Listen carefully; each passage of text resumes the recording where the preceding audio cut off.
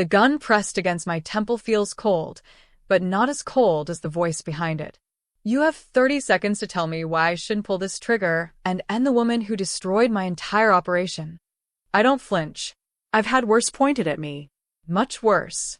And the man holding it, the notorious Dante Riviero, doesn't know that 5 years ago, I could have disarmed him in 2 seconds flat. But that was before. Before the betrayal. Before the framing. Before I became nobody. Before I broke his collarbone in the middle of a crowded restaurant and realized that the diplomat I allegedly killed was named Danny Fong. High-ranking. Connected. Dirty as hell, according to the intelligence we'd gathered. But officially he was clean. A hero. And when someone put a bullet in his head at a Geneva summit, they needed a scapegoat. Someone expendable. Someone whose entire existence could be erased with a few classified stamps and a closed hearing. They chose me.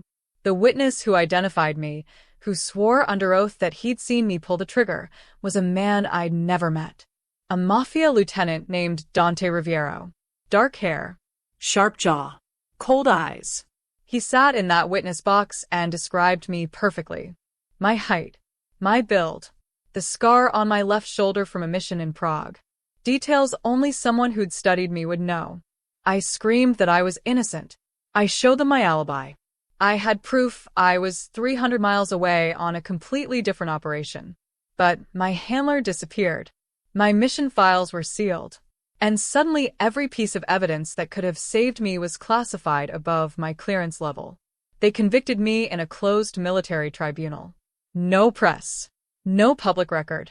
Just a quiet sentence to a black site prison where people like me go to disappear forever. I lasted 4 days in custody before I escaped.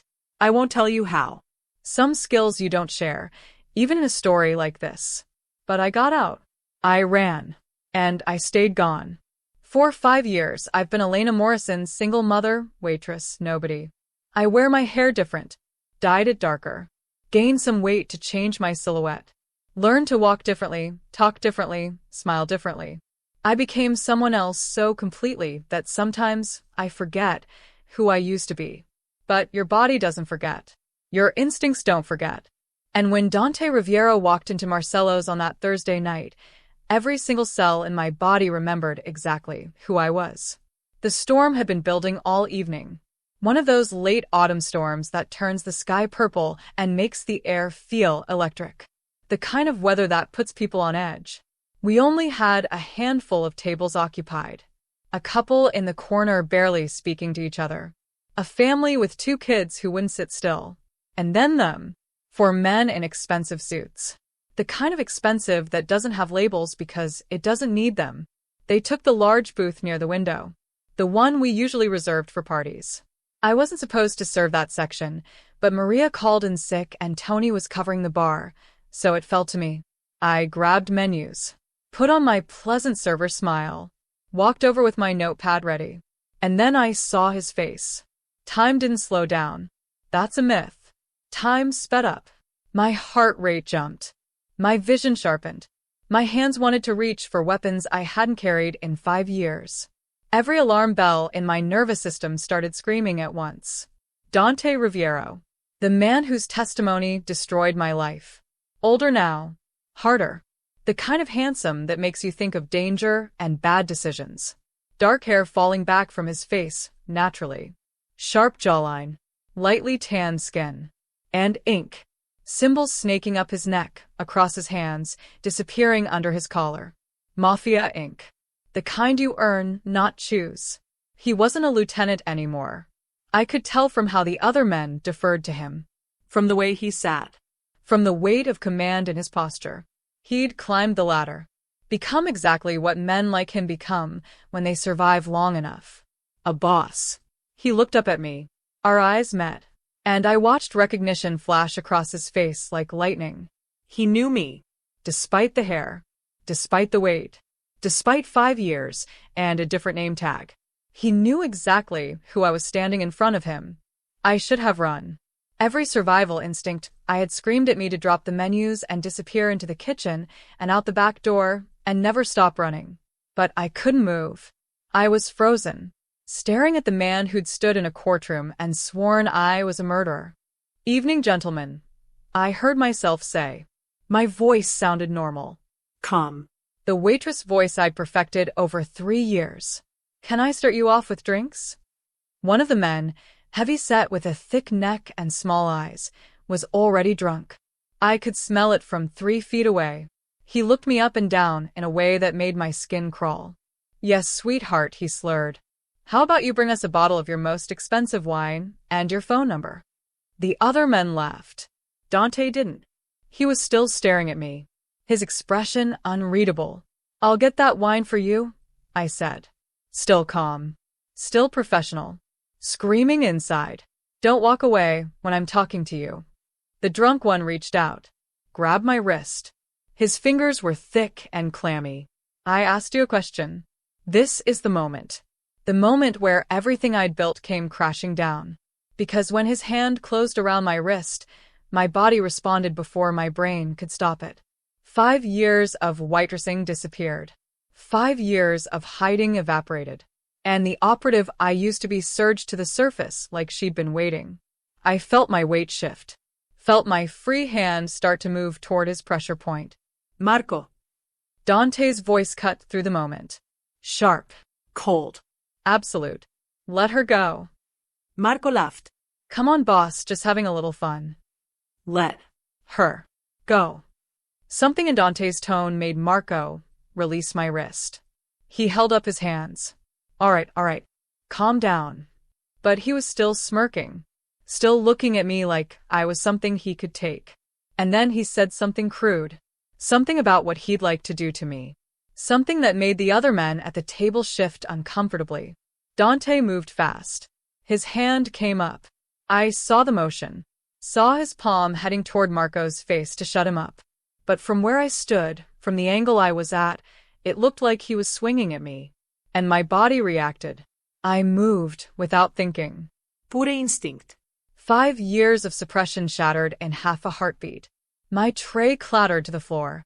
Marco was closest, already half standing, and I saw him reaching for something under his jacket. A weapon. My hand shot out, trapped his wrist, twisted hard. The snap of ligaments tearing sounded like dry wood breaking. He screamed. The gun he'd been reaching for fell to the floor. One of the other men lunged at me. Bad move. I sidestepped, used his momentum against him, sent him crashing face first into the table. Glasses shattered. Wine exploded across white tablecloth like blood. The third man was smarter. He backed away, hands up, recognizing something in my movements that told him I was not someone he wanted to engage. And then there was Dante. He was standing now, looking at me with those dark eyes. Not afraid, not angry, just watching, calculating. And I saw him shift his weight, saw him preparing to move, saw the threat assessment happening behind his expression. I didn't give him time to complete it. I closed the distance between us in 2 steps. Swept his legs out from under him with a move I'd practiced 10,000 times in Section 9 training. He went down hard. His back hit the floor. I followed him down, my knee on his chest, my hand around his throat, and then I did something I'd sworn I'd never do again. I applied pressure. Specific pressure. To a specific point on his neck. Not to kill. Section 9 taught us 12 ways to kill with neck manipulation. This wasn't one of them. This was the 13th technique. The one they taught us for when we needed someone alive, but completely incapacitated. The combat collarbone break. It's medically precise, devastating, and if done correctly, it drops even the most trained operative in seconds. The pain is immediate and overwhelming. The body shuts down, and the victim stays conscious just long enough to understand exactly how badly they've been hurt. I felt the bone give way under my hand, heard Dante's sharp intake of breath, saw his eyes go wide, not with fear, with shock, and something else, something I couldn't identify in that moment. Recognition. The entire restaurant had gone silent. Complete silence. The kind of silence that feels like the world holding its breath. I could hear my own heartbeat. Could hear Dante's labored breathing beneath me. Could hear someone in the corner whispering urgently into a phone.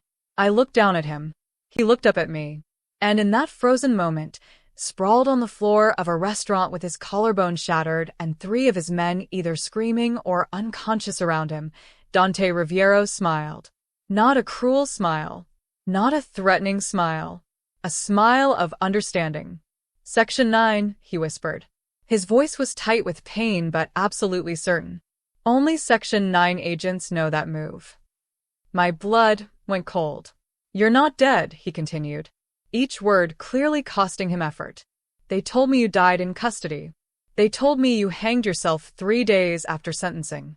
I couldn't breathe, couldn't think.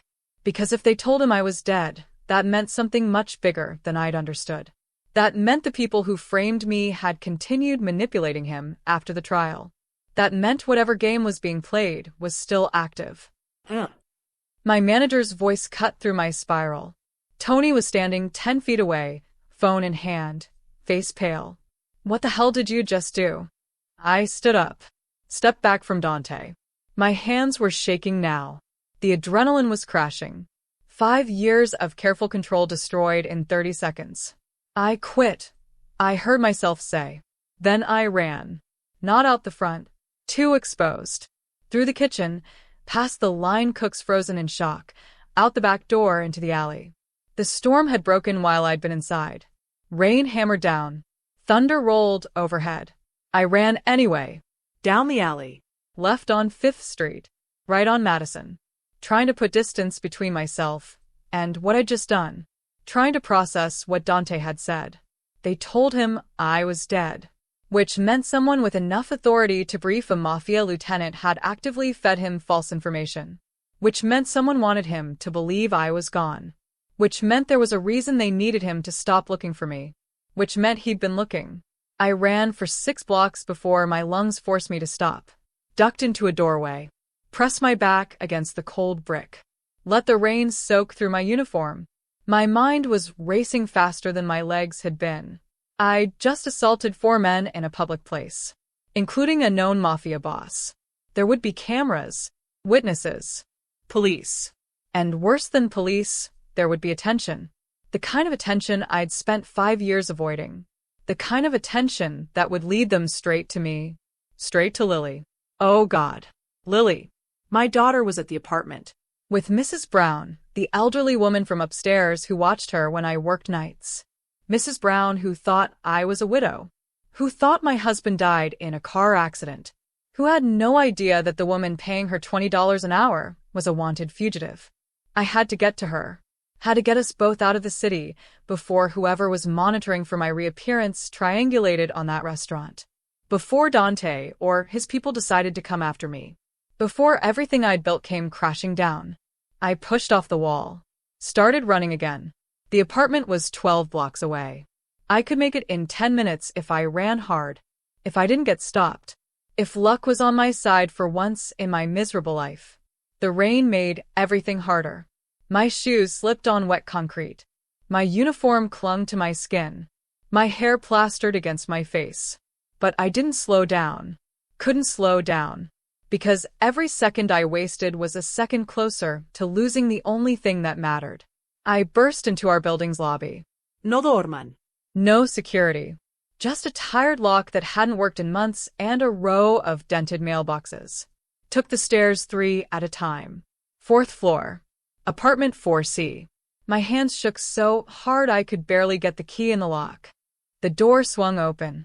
Mrs. Brown was on the couch. Lily was asleep in her room. Everything looked normal. Peaceful. Exactly as I'd left it. Elena. Mrs. Brown stood up, concerned. You're soaked. What happened? Family emergency, I said. The lie came easily. I'd had 5 years of practice. I need to take Lily and go. Tonight. Right now. Is everything okay? No. But it will be. Thank you for watching her.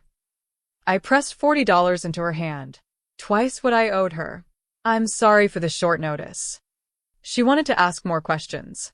I could see it in her face. But something in my expression stopped her.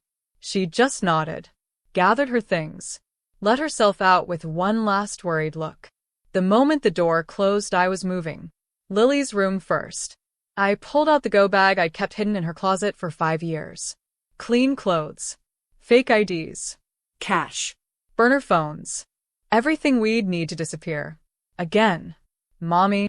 Lily's sleepy voice came from the bed. What's happening? We're going on an adventure, baby. I kept my voice light. Gentle. Everything I wasn't feeling. Remember how I told you sometimes we might need to take a trip very suddenly? She nodded.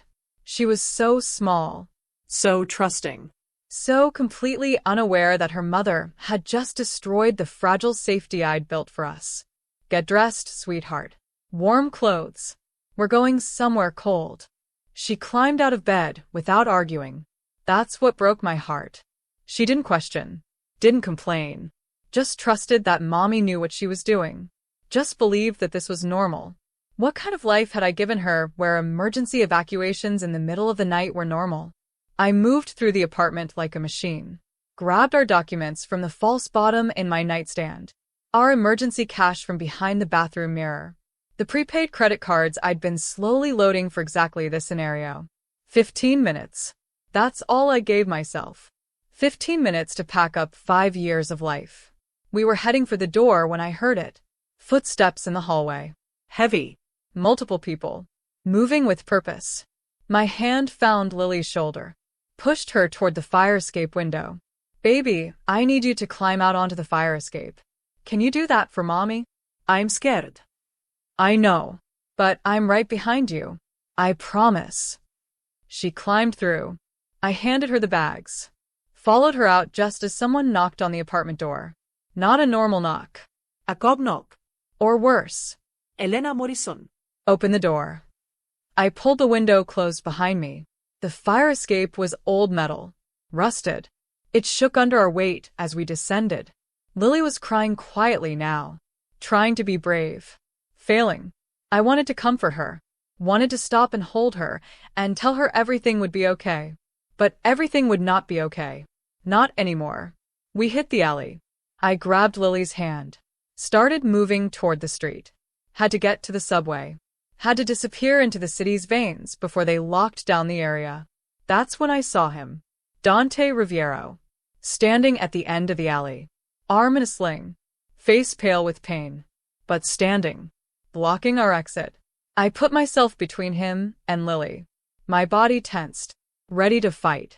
Ready to do whatever it took to protect my daughter. I'm not here to hurt you, he said. His voice was rough. Strained. I'm here to warn you. Warn me. I couldn't keep the bitter laugh out of my voice. You ruined my life. You testified against me. You're the reason I've been running for 5 years. I was forced. He took a step closer. Winced. The collarbone break was clearly agony. Good. They threatened to kill my sister. They showed me photos of her. Told me exactly how she'd die if I didn't identify you. I was 26 years old and barely holding my own territory. I couldn't protect her and fight the government. So you sacrificed me instead. Yes. He didn't look away. Didn't make excuses. Yes, I did. And I've regretted it every single day since. Because 3 months after your trial, my sister disappeared anyway. They killed her. Made it look like a rival family hit. And I knew they'd use me and throw me away. The rain kept falling. Lily's hand trembled in mine. Dante stood there, this man who destroyed everything, telling me he'd been used just like I had. Why should I believe you? My voice came out harder than I intended. Why should I believe anything you say? Because 30 minutes ago, the same people who framed you sent a kill team to your apartment. Because 20 minutes ago, they sent another team to your daughter's school to grab her records. Because right now, they're mobilizing every asset they have to find you and eliminate you before you can prove what really happened. My stomach dropped. How do you know this? Because I've spent 5 years building a network specifically to monitor them. Because after they killed my sister, I made it my mission to find out who really controlled Section 9 and why they needed you gone. Because I've been waiting for you to surface, so I could warn you. Mommy, I'm cold. Lily's small voice cut through the tension. Dante's eyes dropped to my daughter. Something shifted in his expression. Softened. You have a child. Don't look at her. Don't even think about her. Anna. He raised his good hand slowly, carefully. I'm not your enemy. Not anymore. But the people coming for you right now won't care that you have a daughter. They'll kill her too, just to tie up loose ends. Then why are you here? Why help me now? Because I was wrong. Because I've lived with what I did for 5 years, and it's eaten me alive. Because when you broke my collarbone tonight, I felt something I haven't felt in years. He smiled slightly. The expression looked painful. I felt alive.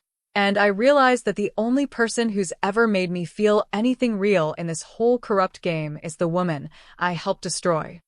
I stared at him. This made no sense. Mafia bosses didn't develop consciences. They didn't track down the people they'd betrayed to offer help. They didn't stand in alleys in the rain, with shattered collarbones making speeches about feeling alive. You're insane. Probably. But I'm also your best chance at survival. I have resources. Safe houses. People who owe me favors. And most importantly, I have information about who really killed Danny Foam and why they needed you to take the fall. That stopped me. You know who killed him? I know pieces. I've been collecting them for years. But I need you alive to put it all together. And you need me if you want to stop running and actually fight back. Sirens wailed in the distance. Getting closer. Multiple vehicles. The kill team he'd mentioned, or just regular police responding to the restaurant incident. Either way, we couldn't stay here. Mommy, please. Lily was shivering now, her teeth chattering. I want to go home. We can't go home, baby. I have a car 2 blocks from here. Dante gestured down the alley. Armored. Clean plates. Stocked with everything you'd need for a fast exit. You can take it. Drive wherever you want. I'll stay here and deal with whoever shows up. Why would you do that? Because I owe you. Because your daughter is freezing. Because every second you stand here arguing with me is a second closer to them finding you. He reached into his jacket slowly, pulled out a set of keys, tossed them to me underhanded. Black SUV. New Jersey plates. 2 blocks north. Parked on 7th. I caught the keys reflexively. This is a trap. If I wanted to trap you, I'd have brought my men. I'd have surrounded this building. I'd have called the people hunting you and told them exactly where you were. He took a step back, Giving me space. Giving me the choice. But I didn't. Because 5 years ago, I helped destroy an innocent woman's life. And tonight, I'm trying to save it. The sirens were closer now. Maybe 4 blocks away. Maybe less. Decision time. Trust the man who'd ruined everything or run blind into a city that was already hunting us. I looked down at Lily. Her face was pale, her lips turning blue from cold. She needed warmth, safety, things I couldn't give her in this alley. If you're lying, I said to Dante, if this is some kind of game, I will find you. And what I did to your collarbone tonight will feel like a gentle massage compared to what I'll do next. He actually laughed. Then winced. I believe you. Now go. Before I have to explain to the police why there are 3 unconscious men in a restaurant and a mafia boss with a broken collarbone. I didn't waste time on goodbyes. Grabbed Lily. Grabbed our bags. Started running north. Behind us, I heard Dante's voice calling out. Anna. The information you need is in the glove compartment. Everything I've collected. And there's a phone. Untraceable. My number's the only one programmed in. Call me when you're somewhere safe. I didn't look back. Just ran. Lily bouncing against my hip. Her arms wrapped around my neck. 2 blocks felt like 2 miles. But then I saw it. Black SUV. New Jersey plates. Exactly where he said it would be. The key fob unlocked it. I threw our bags in the back. Buckled Lily into the rear seat. Climbed behind the wheel. The engine started smoothly. Tank was full. I pulled into traffic just as police cars screamed past in the opposite direction. Mommy, where are we going? Good question. Where do you go when the government wants you dead and the only person offering help is the man who testified against you? Where do you run when you've been running for 5 years and you're so tired you can barely think straight? I drove on autopilot, north through the city, Toward the highway. toward anywhere that wasn't here. My hands were shaking on the wheel. Adrenaline crash mixing with shock mixing with the terrible realization that my carefully constructed life was over. Again. At a red light, I opened the glove compartment. There was a phone like Dante said, and a thick manila envelope. I pulled it out, opened it one-handed while keeping my eyes on the road. Documents. Dozens of them. Surveillance photo. Bank records. Communication intercepts. All marked with government classification headers. All dated from around the time of Danny Feng's death. And right there in a photo clipped to the front page I saw him. Danny Feng. Alive and well. Standing next to a man in a military uniform. The date stamp said 3 days after he was supposedly killed. My hands tightened on the wheel. 3 days after. Which meant the body they'd shown at the funeral wasn't Feng. Which meant he'd faked his death. Which meant everything about my trial was a lie even bigger than I'd understood. Mommy, you're scaring me. I forced myself to breathe, to relax my grip, to remember that Lily was watching, that she needed me calm even if I was screaming inside. I'm okay, baby. Just thinking. Are we in trouble? Yes. God, yes. We were in so much trouble. But I couldn't tell her that. Couldn't let her see how terrified I actually was. We're on an adventure, remember? Everything's going to be fine. She didn't look convinced. 5-year-olds are smarter than we give them credit for. They can smell fear, can sense when the adults are lying. But she didn't push. Just curled up in her car seat and closed her eyes. I drove for 3 hours. North and west. Away from the city. Away from the restaurant. Away from everything I'd known. The rain followed us, pounding on the roof, making the highway slick and dangerous. I didn't care. Danger was relative when you just learned that your entire life was built on an even bigger lie than you'd thought. Around midnight, I pulled into a rest stop. One of those anonymous places off the interstate where truckers sleep and families take bathroom breaks.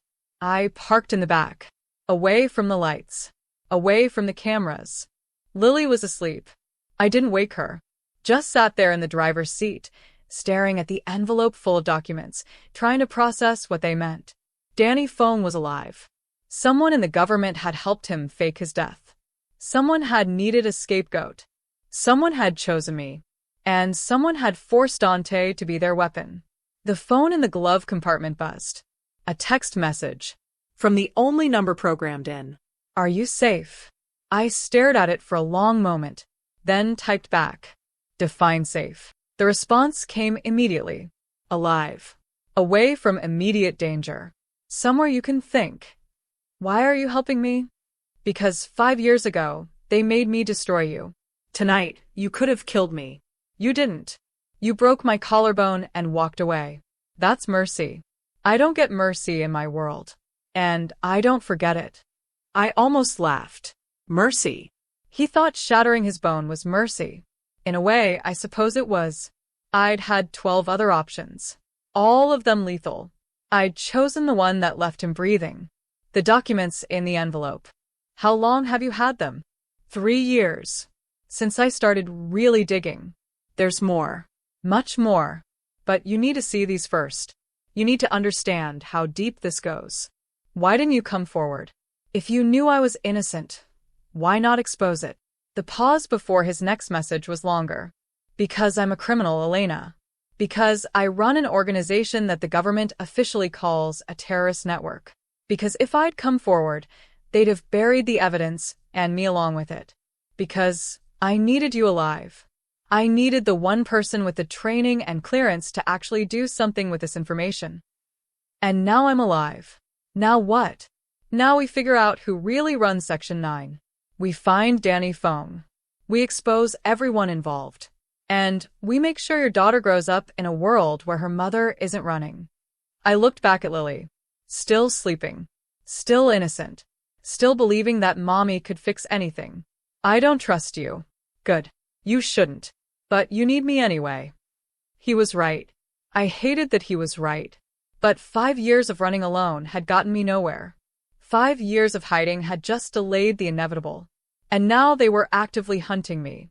Now they'd moved from passive monitoring to active elimination. I needed help. And the only person offering it was the man who'd helped destroy me. "Where are you?" I typed. "Still at the restaurant." Giving a statement to some very confused police officers. Telling them you were a mentally unstable ex who followed me here. That I'd broken up with you months ago, and you couldn't accept it. That tonight you snapped. They'll check that story. They'll find exactly what I want them to find. Social media history. Text messages. Photos. I've been building a cover story for 5 years, Elena. Just in case you ever surfaced. Just in case I got the chance to make this right. I closed my eyes. He'd been planning this. For 5 years, while I'd been hiding and terrified, he'd been preparing. Building false narratives. Creating escape routes. Why? Why would a mafia boss spend that much time and resources on someone he'd betrayed? What do you get out of this? Revenge. The people who killed my sister work in the same network that framed you. They think they're untouchable. They think they can use people like us and throw us away. I want to prove them wrong. Revenge won't bring your sister back. No. But it might let me sleep at night. I understood that. God, I understood that better than he knew. The nightmares I'd had for 5 years. The guilt. The rage. The constant fear that I'd failed somehow. That if I'd just been smarter or faster or better, I could have seen the trap before it closed. I need time to think. You have until morning. After that, they'll have every police department in 3 states looking for you. They'll have your face on every news channel. Fugitive operative. Dangerous. Armed. Do not approach. And they'll have every asset they can mobilize searching for your daughter. My blood ran cold. If you're trying to scare me into trusting you, it's working. I'm trying to make you understand the timeline. They've decided you're a threat. They're not going to wait and see if you disappear again. They're going to eliminate you. Fast, hard, and permanent. How do you know their timeline? Because I have someone inside. Someone who feeds me information. Someone who told me tonight that the kill order came down an hour after you walked out of that restaurant. An hour. They'd mobilized that fast. Which meant they'd been monitoring. Which meant they'd known where I was all along, and were just waiting for a reason to act. Which meant running had been pointless. I could have stayed hidden forever, and it wouldn't have mattered. The moment I did anything that drew attention, they were going to come. I need to get Lily somewhere safe. Somewhere they can't find her. I have a place. 3 hours north of your current location. Off-grid. Secure. People there, who owe me their lives. She'll be protected. And then what? I just leave my daughter with strangers? No. You leave your daughter somewhere safe while you, and I figure out how to end this. Because if you keep her with you, she's a target. If you separate and hide her properly, she's just a little girl no one can connect to Elena Marlowe or Elena Morrison or whoever you're pretending to be next. He was right. I hated it. Hated him for being right. But keeping Lily with me was selfish. Was about my need to protect her personally instead of doing what was actually best for her. How do I know your people won't hurt her? Won't use her as leverage? You don't. You have to trust me. And I know you have no reason to. But Elena, I'm offering you the only real option you have. Run alone and they'll catch you in days. Run with your daughter and they'll use her to force you out. Or fight back with someone who actually has the resources to help you win. Lily stirred in the back seat, made a small sound, settled back into sleep. She looked so peaceful, so safe, so completely unaware that her mother was deciding her future in a rest stop parking lot at midnight. I looked down at the documents again, at Danny Feng's face, at the evidence that my entire nightmare was even bigger than I'd imagined. 5 years I'd been running from something I didn't fully understand. 5 years I'd been reacting instead of acting. Maybe it was time to stop running. Maybe it was time to remember who I'd been before they made me a victim. Before they made me a fugitive. Before they made me into someone who hid instead of fought. I'd been Elena Marlowe. Section 9 operative. One of the best they'd ever trained. And somewhere under 5 years of fear and survival and pretending, that woman was still here. Send me the address of the safe house. The response was immediate. GPS coordinates. Followed by another message. There's a woman there named Sophia. She'll take care of Lily like she was her own. She has 3 kids. Good kids. Safe kids.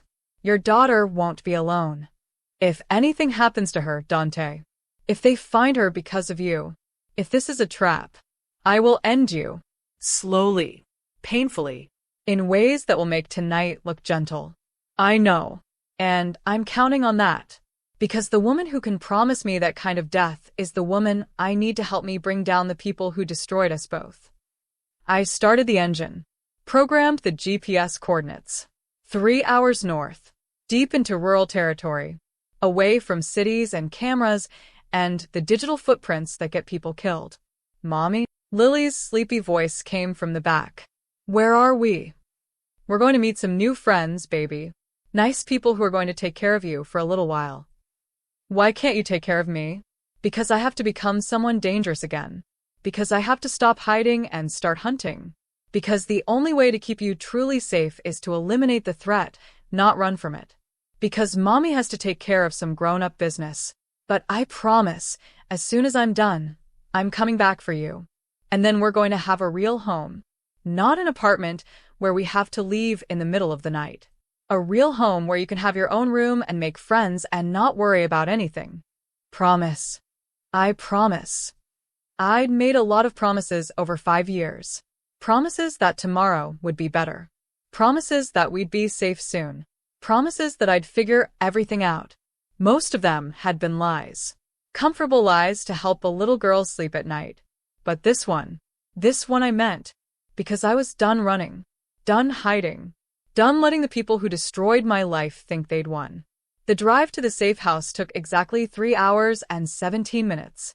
The GPS led us off the highway. Down progressively smaller roads. Through towns that were barely more than intersections. Until finally we were on a dirt road winding through dense forest. The house appeared suddenly. Large. Rustic. Lights on despite the late hour. A woman stood on the front porch. Mid-40s. Strong-looking. The kind of face that had seen trouble and come out harder for it. Sophia. Had to be. I pulled up slowly. Parked. Got out with my hands visible. Old habits. Show you're not a threat. Let them see you're not armed. You're Elena. Sophia's voice was rough. Smoker's voice. But not unkind. I am. Dante called. Said you'd be bringing a little one. Said she needed looking after. He did. Sophia came down the steps. Looked past me to where Lily was still buckled in the back seat. Her expression softened. Pretty girl. How old? 5. I've got 3 of my own. Ages 7, 9, and 12. Good kids. They'll take care of her. Make sure she feels welcome. Why are you doing this? I had to ask. Had to know. Why risk yourself for strangers? Sophia looked at me for a long moment, then pulled up her sleeve. Showed me a scar that ran from wrist to elbow. 5 years ago, my ex-husband decided I didn't deserve to live. Came at me with a knife. Dante's people found me bleeding out in an alley. They saved my life. Got me medical care. Got me and my kids away from that man. Set us up here. Safe. Hidden. Protected. She pulled her sleeve back down. So, when Dante calls and asks me to protect a little girl whose mother is fighting people who deserve to burn, I don't ask questions. I say yes. Because that's what you do when someone saves your life. You pay it forward. I felt something crack in my chest. Something hard and defensive that I'd been carrying for 5 years. This woman didn't know me. Didn't owe me anything. But she was going to protect my daughter anyway. Because someone had protected her once. Thank you. Don't thank me yet. Thank me when you come back for her. When this is over and you're both safe. I opened the back door. Unbuckled Lily. She was more awake now. Looking around with wide, uncertain eyes. Lily, this is Sophia. You're going to stay with her for a little while. She has kids you can play with. It'll be fun. I don't want you to go. I know, baby. But I have to. Just for a little while. You always say a little while. And then it's forever. That hit harder than any punch I'd ever taken. Because she was right. Every time we'd moved. Every time I'd left her with a babysitter while I worked double shifts. Every time I'd promised I'd be right back. To a 5-year-old, a little while, and forever were the same thing. I knelt down. Looked her in the eyes. Lily, I need you to be brave right now. Can you do that for me? Can you be the bravest girl in the whole world? She nodded, tears streaming down her face, breaking my heart with every drop. I love you more than anything in this world. And I am coming back. That's not a maybe. That's not a little while. That's a promise. Okay. Okay, Mommy. I hugged her, held her tight enough that I could feel her heartbeat against mine. Then I stood up and handed her to Sophia before I could change my mind. Before I could grab her back and run, and keep running until there was nowhere left to run to. Sophia took her gently. Come on, sweetheart. Let's get you some hot chocolate and introduce you to the other kids. They're excited to meet you. Lily looked back at me as Sophia carried her toward the house. Her face streaked with tears. Her hand reaching out. I almost ran after her. Almost broke. Almost gave up everything and grabbed her back. But I didn't. Because Sophia was right. I had to come back for her. Had to finish this. Had to make sure that when I did come back, no one would ever hunt us again. I got back in the SUV. Sat there for a moment. Let myself feel the pain. The guilt. The absolute certainty that I was doing the wrong thing and the right thing at the same time. Then I picked up the phone. Called the only number programmed in. Dante answered on the first ring. She's safe. She's safe. Now tell me everything. Every single piece of information you have. Every name. Every connection. Every dirty secret. Because you're right. I'm done running.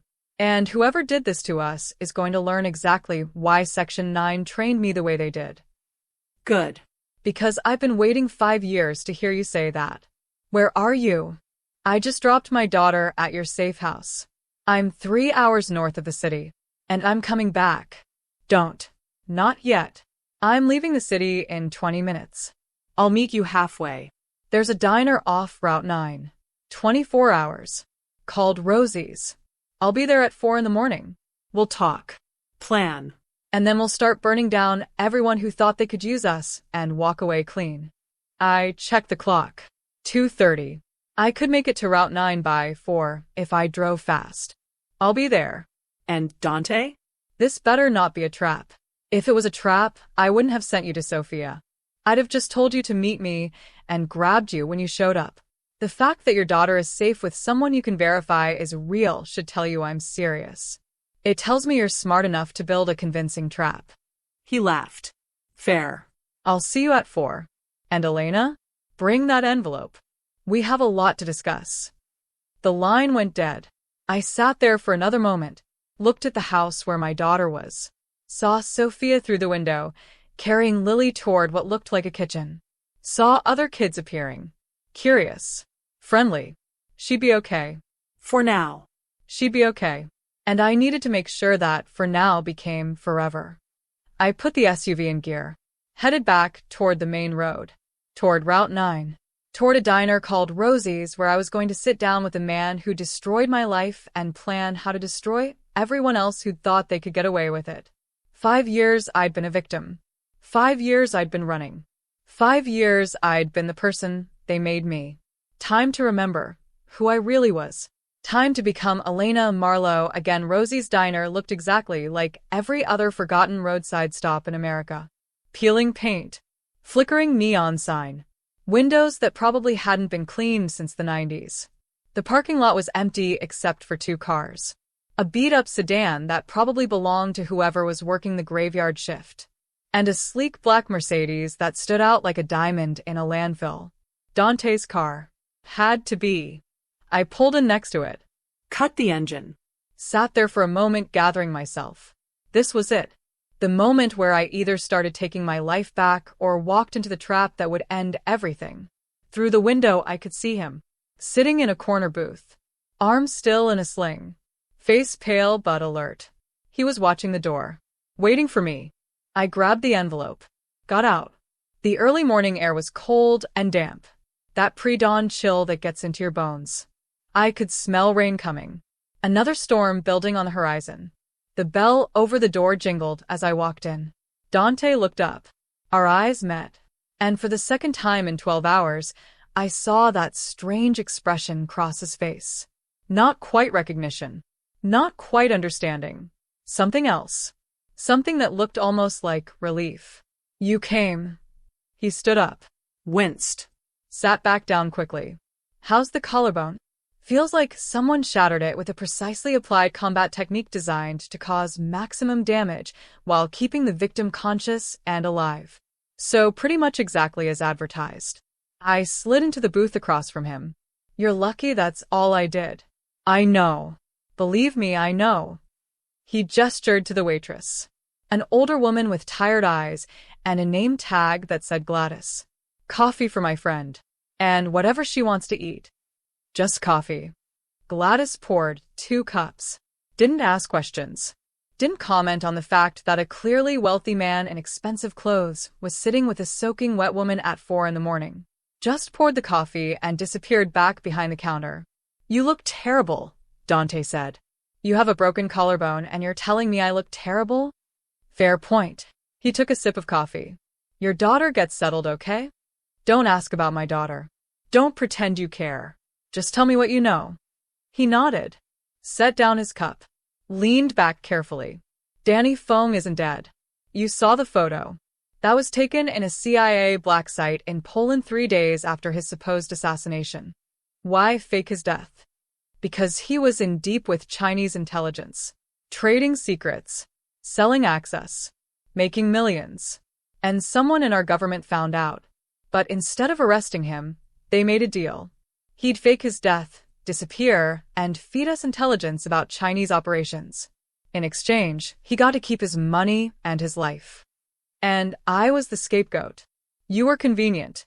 A Section 9 operative with the skills to make the hit. No family. No political connections. Expendable. He pulled out his phone, slid it across the table. On the screen was a photo of a man in a military uniform. That's Colonel James Reeves.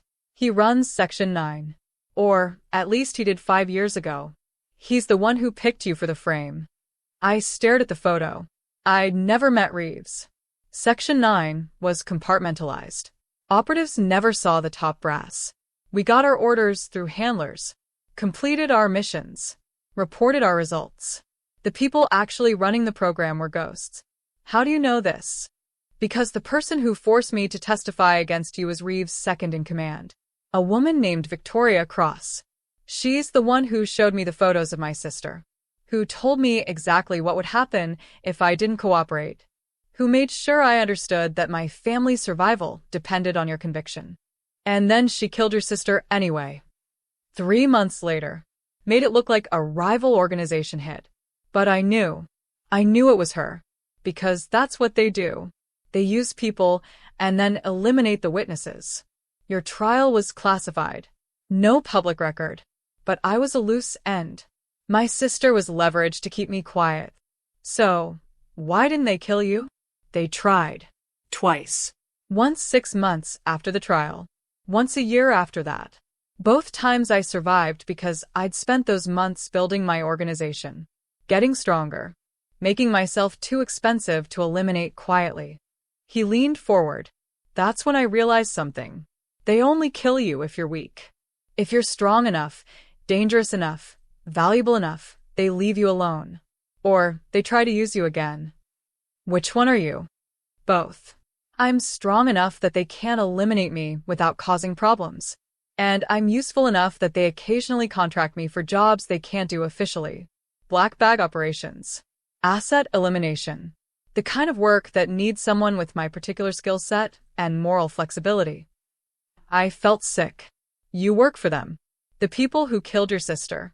Who framed me. I work for whoever pays. And while I'm working for them, I collect information. Documents. Recordings. Evidence. Everything I need to eventually destroy them. He gestured to the envelope I'd brought in.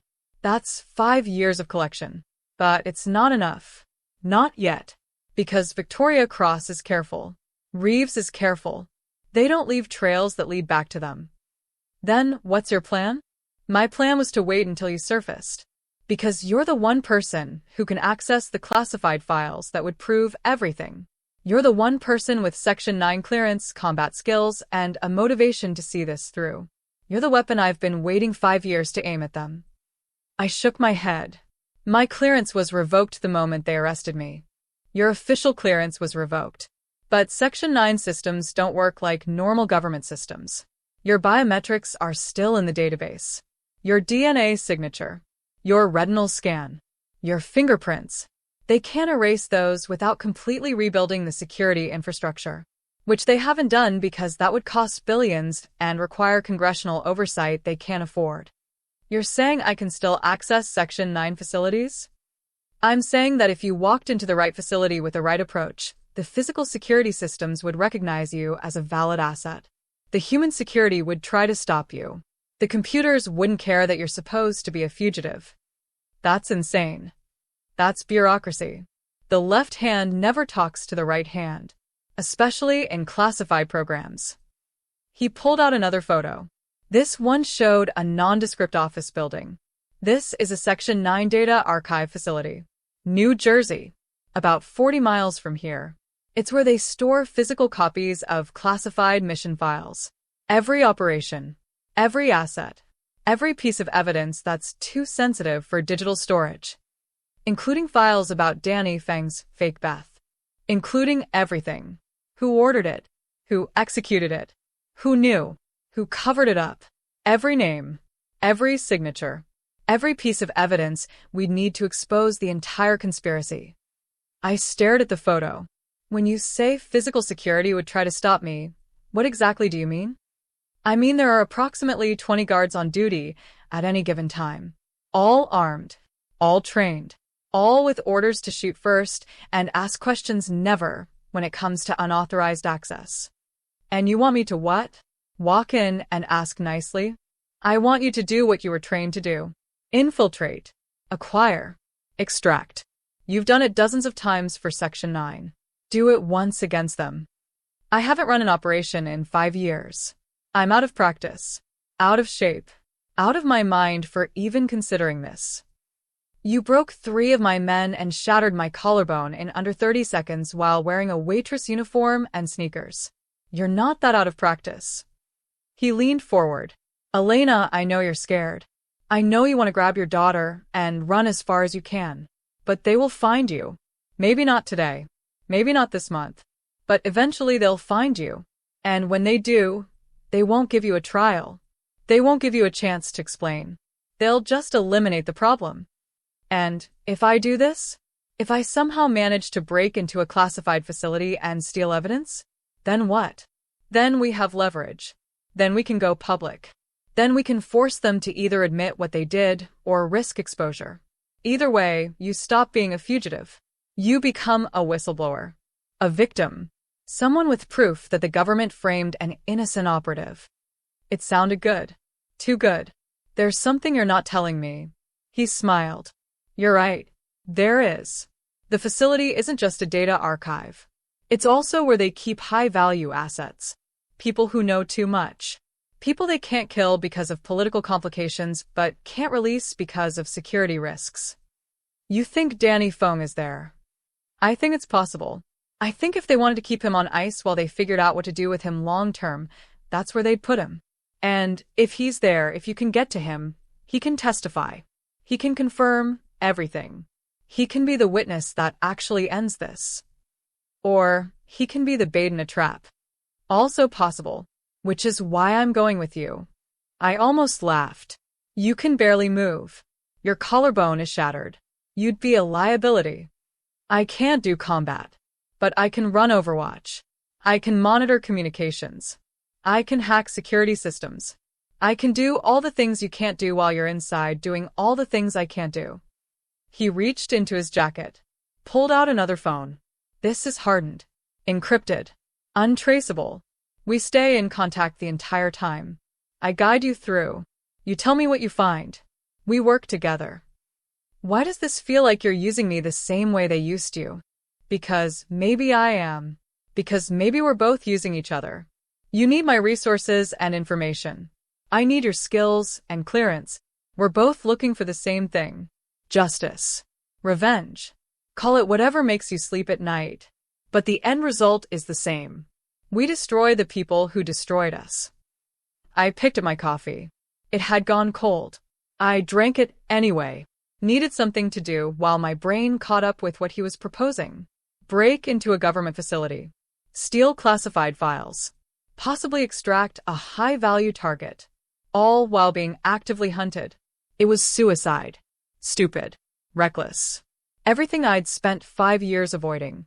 It was also the only real option I had. When? I asked. Tonight. They'll expect you to run. To disappear into another identity and another city. They won't expect you to hit them less than 24 hours after going active. Speed is our advantage. I need equipment. Real equipment.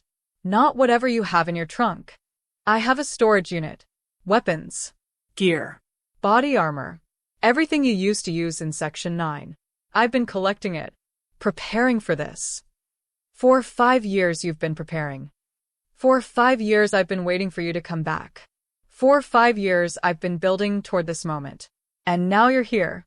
Now we have a chance. Now we can actually hurt them. I looked at him.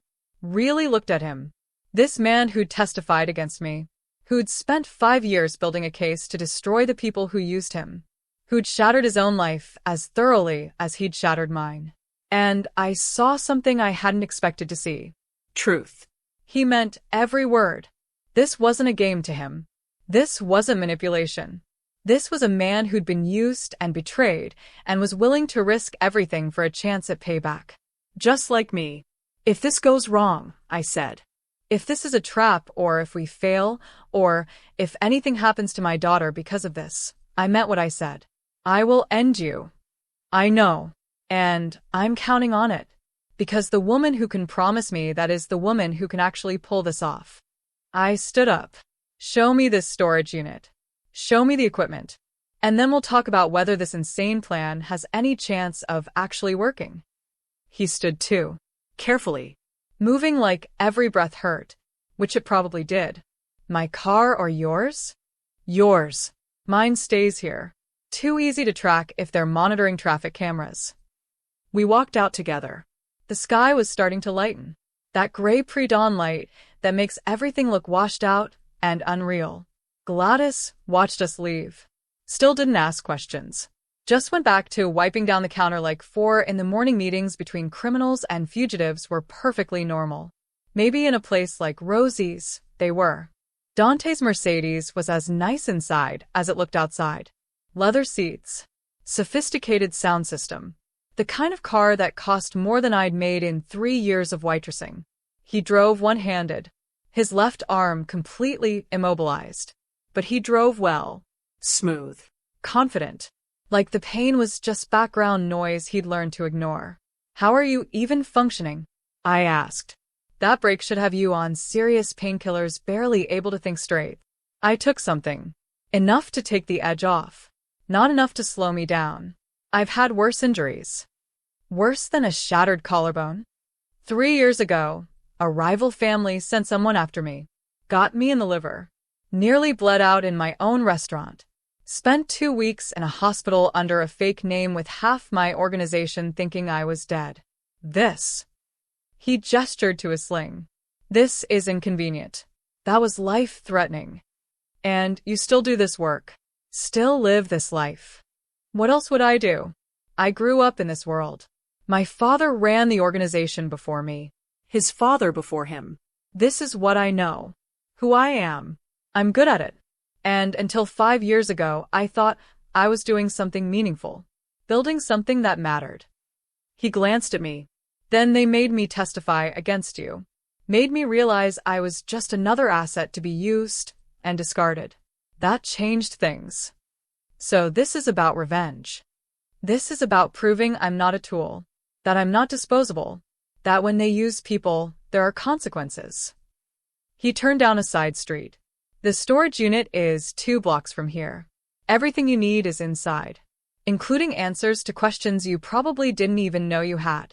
What kind of answers? The kind that explain why they picked you specifically. Why Elena Marlowe, out of dozens of Section 9 operatives, was the one they chose to frame. It wasn't random. It wasn't convenience. There was a reason. My stomach dropped. What reason? You'll see. It's better if you see it yourself. If I tell you, you won't believe me. You'll think I'm manipulating you. But if you see the evidence, if you read the files, you'll understand. And you'll understand why this goes so much deeper than one fake assassination. He pulled into a storage facility, the kind with rows of identical units and keypads on every door. Drove to the back, parked in front of Unit 247, got out slowly. I followed, watched him punch in a code. The door rolled up. Inside was exactly what he'd promised. Weapons, tactical gear, body armor, everything I'd used in my Section 9 days. Everything I'd thought I'd never touch again. And in the back, on a table under a bright LED lamp, were files. Stacks of them. All marked with classification headers I recognized. All marked with one name. Project Nightingale. What is Project Nightingale? I asked. Dante looked at me, and in his eyes, I saw something that made my blood run cold. Pity. That's the program that created you, he said quietly. That's the reason you were recruited. The reason you were trained, the reason you were framed, and the reason your daughter exists. I couldn't move, couldn't breathe. What are you talking about? Read the files, Elena. Read them. And then decide if you still want to do this. Because once you know the truth, once you understand what they actually did to you, there's no going back. No unknowing it. No pretending it didn't happen. I walked to the table, picked up the first file, opened it. The first page was a personnel file. My personnel file. But it was dated 6 years before I was recruited. 6 years before I even knew Section 9 existed. The second page was a medical record. Detailed genetic analysis. Psychological profiling. Predictive modeling. The third page was a recommendation memo. Subject exhibits ideal characteristics for Program Nightingale. Recommend immediate recruitment upon completion of standard military service. Genetic markers suggest optimal response to enhancement protocols. Psychological profile indicates necessary moral flexibility combined with strong operational discipline. Family background provides necessary isolation. Subject is approved for Phase 1 implementation. My hands started shaking. What is this? Keep reading. I flipped through more pages. More medical records. More psychological evaluations. More recommendations. And then I found it. The page that explained everything. Project Nightingale Overview. A covert program designed to identify and recruit operatives with specific genetic markers that indicate enhanced potential for combat effectiveness, psychological resilience, and operational success. Selected candidates undergo standard Section 9 training plus additional protocols including but not limited to experimental pharmaceutical enhancement, advanced psychological conditioning, and genetic modification via controlled reproduction. Controlled reproduction. Those 2 words hit me like a physical blow. No. I dropped the file. No. That's not possible. That's not real. Keep reading, Elena. There's more. There's so much more. I picked up another file. This one was thicker, full of mission reports. My mission reports. But interspersed between them were medical reports I'd never seen. Blood draws I didn't remember authorizing. Genetic tests I never consented to. Fertility tracking. Fertility tracking. They were monitoring when I could get pregnant. My voice sounded hollow, distant. They were tracking my cycle. They were waiting for optimal conditions, waiting for the right moment. And then they introduced you to someone. Someone they'd selected. Someone whose genetic profile matched their requirements. I remembered. You remembered? 6 years ago. A training exercise. A joint operation with another agency. Meeting someone. Someone charming. Someone attractive. Someone who'd made me feel things I hadn't let myself feel in years. We'd spent 3 days together. 3 days of intense connection and chemistry that had felt completely natural, completely real. And then he'd disappeared. Reassigned. Gone. I told myself it was just one of those things. Just bad timing. Just the life we lived. But it wasn't. It wasn't real. It wasn't natural. It wasn't timing. It was engineered. Lily, I whispered. They engineered Lily. They engineered the conditions that would result in Lily. They selected her father specifically for his genetic markers. They brought you two together. They made sure you'd connect. And then they monitored the pregnancy to confirm the results matched their projections. And then they framed me, got rid of me. So what? So they could take her? So they could track her, monitor her, wait until she was old enough to recruit. Your daughter is next generation Nightingale, Elena. She has genetic markers that are off the charts. She's exactly what they were trying to create. An operative who could surpass even you. I couldn't stand. My legs wouldn't hold me. I sat down hard on the concrete floor. They made my daughter to turn her into a weapon. They made your daughter to be the perfect operative. And they framed you to make sure you couldn't interfere with her development. They planned to wait until she was old enough to not remember you clearly, old enough to be recruited and trained, old enough to be molded into exactly what they wanted. But I escaped. You escaped. You disappeared. You took her with you. You disrupted their entire program. And for 5 years, they've been monitoring, waiting, Looking for you. not just to eliminate you, to reclaim her. I don't know how long I sat there on that concrete floor. Could have been minutes. Could have been hours. Time stopped meaning anything the moment I understood what they'd done to me. They hadn't just framed me. They'd manufactured my entire life. My recruitment. My training. My relationship. My daughter. Everything I thought was real had been part of their plan. Lily wasn't an accident. She wasn't a blessing that came from a brief connection with someone I'd cared about. She was a project. An experiment. A next-generation weapon they'd created using my genetics like I was livestock. Anna. Dante's voice came from somewhere above me. We need to move. We need to get you somewhere safe before you process this. Safe. I laughed. It sounded broken. There is no safe. They've been watching us for 5 years. They know where we've been, where we're going. They let me run because they were monitoring Lily's development, watching to see how she grew up outside their controlled environment. Maybe. But now you know. Now you can fight back with full information. Full information. I looked up at him. Tell me about Lily's father. Tell me who they picked to breed with me, like I was some kind of prize mare. Dante hesitated. His name was Adrian Cross. Delta Force. Elite combat record. Off the charts intelligence. And he was Victoria Cross's younger brother. The name hit me like another blow. Victoria Cross. The woman who'd forced Dante to testify. The woman who'd killed his sister. She'd used her own brother to father my child. Where is he now? Dead. Killed in action 8 months after you got pregnant. Officially, it was a training accident. Unofficially, I think they eliminated him once he'd served his purpose. Once they confirmed the pregnancy took and the genetic markers were what they wanted. They killed him. They kill everyone who becomes inconvenient. That's what they do. That's who they are. I forced myself to stand. My legs shook but held. Show me the rest. Show me everything in these files. I need to know exactly what they did. Exactly what they planned. Exactly how deep this goes. For the next hour, Dante walked me through 5 years of evidence. Files he'd stolen. Documents he'd copied. Recordings he'd made. Every piece painted the same picture. Project Nightingale wasn't just about creating better operatives. It was about creating controllable operatives. Children raised from birth in the program. Children who'd never known anything else. Children who could be molded without the complications of prior experience or outside loyalties. I was Generation 1. Enhanced and trained as an adult. Effective but ultimately unreliable because I had a life before them. I had opinions. Questions. Moral lines I wouldn't cross. Lily was supposed to be Generation 2, raised from infancy with the right influences, the right training, the right conditioning.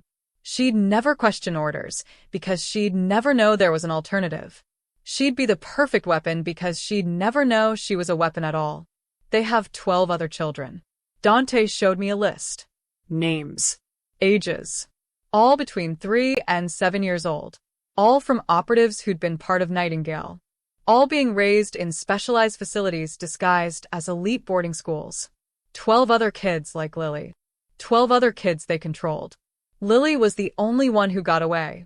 The only one being raised by an actual parent instead of program handlers. And that made you both valuable and dangerous.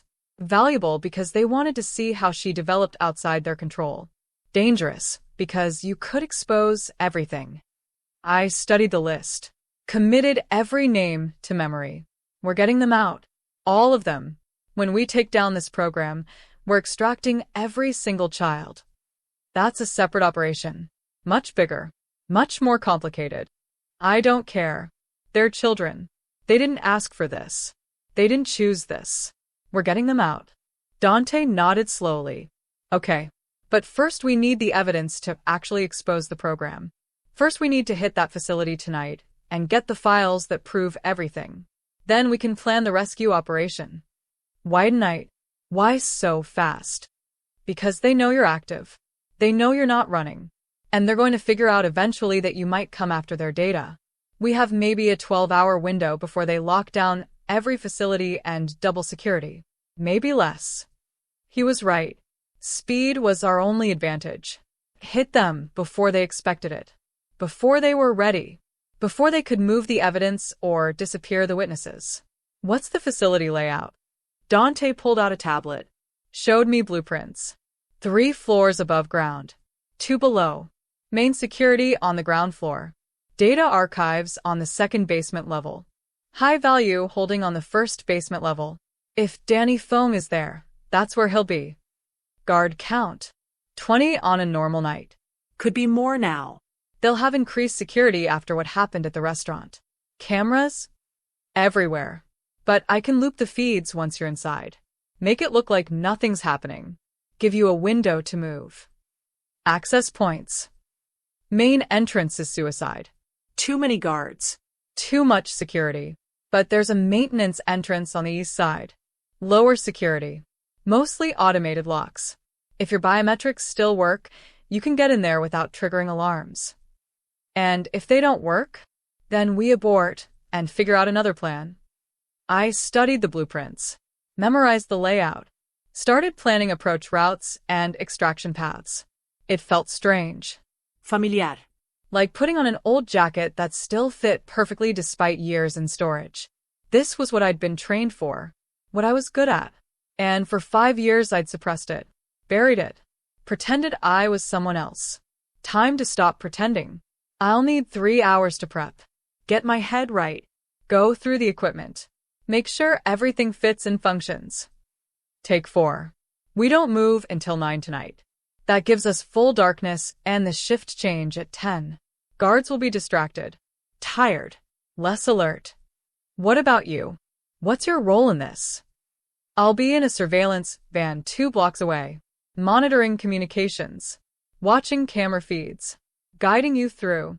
If something goes wrong, I can create distractions, but I can't come in after you. Not with this arm. If something goes wrong, you run. You take the evidence we already have, and you make sure it gets out. Make sure someone knows what they did. Elena, I'm not leaving you. Yes, you are. Because if we both get caught, none of this matters. The evidence dies with us. The children stay trapped. Victoria Cross and James Reeves keep running their program. You run if it goes bad. That's the deal. He looked like he wanted to argue, but he didn't. Just nodded. Okay. If it goes bad, I run. But it's not going to go bad. You're too good for that. I was too good 5 years ago. I'm out of practice now. You shattered my collarbone in 4 seconds. You're not that out of practice. Fair point. I spend the next 4 hours going through equipment, testing body armor, checking weapons, making sure everything I'd need was functional. Dante sat in a chair, watching, occasionally offering advice or information. Around 2 in the afternoon, my phone buzzed. The secure one he'd given me. A text from an unknown number. "Mommy, when are you coming back? Sophia is nice, but I miss you." My heart stopped. How did she get this number? Dante's face went pale. She didn't. I didn't give it to her. Sophia doesn't have it. Nobody has it except you and me.